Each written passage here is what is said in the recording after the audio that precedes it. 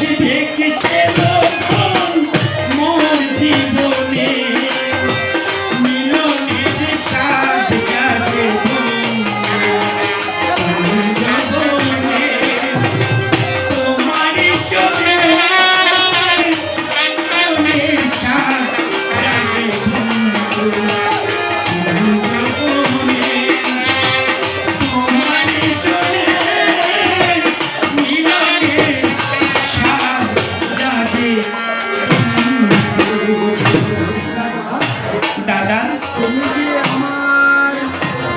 তুমি যে আমার তামলে কেন গো বলো স্পষ্ট করে তুলে বলো গো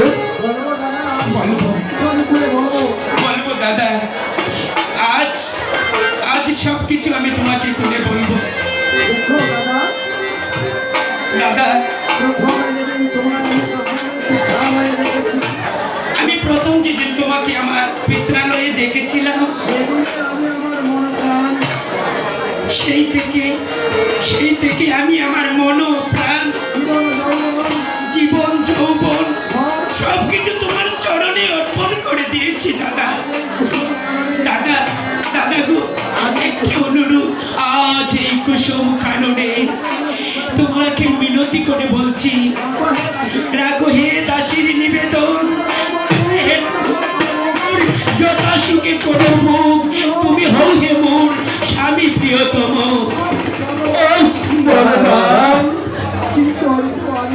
কি করবো আমি এখন? আমি তো জানি সে আমাকে কতই না ভালোবাসে। যদি সে আমাকে ভালো নাহি বাসত তাহলে কেন বরংবার আমার জীবন বাঁচিয়েছে? আমি জানি সে আমাকে প্রাণের চেয়ে বেশি ভালোবাসে, কিন্তু সে তো মূল গুরু নন্দিনী। সম্বন্ধে সে আমার ভগ্নী হয়, আমি কেমন করে তাকে বিবাহ করব? না না না, এ হতে পারে না। এই অধার্মিক গোচরের কাজ আমি করতে পারবো না। একই না, তুমি চুপটি করে তুমি কি ভাবছো? কিছু বলো। হে না, ও ভাগিনীর এই নিবেদন, দয়া করে রাখো হে দাসীর নিবেদন। আমি অভাগিনী তোমার গলে মালা পরাবো বলে আমি অতির আগ্রহ বসে আছি। না না না না দেবযানী, এ হতেই পারে না। কারণ তুমি তো আমার ভগ্নী হও।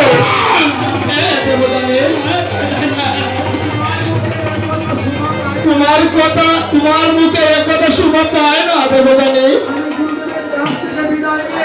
আমি গুরুদেবের কাছ থেকে বিদায় নিয়ে এসেছি, তোমার কাছে বিদায় নিয়ে আমি আমার পিতৃালয় গ্রহণ করবো।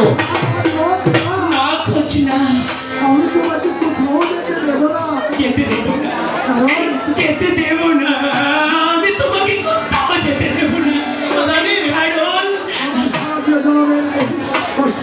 কারণ আমার সারা জীবনের কষ্টের গাথামালা আজ আমি তোমার গলায়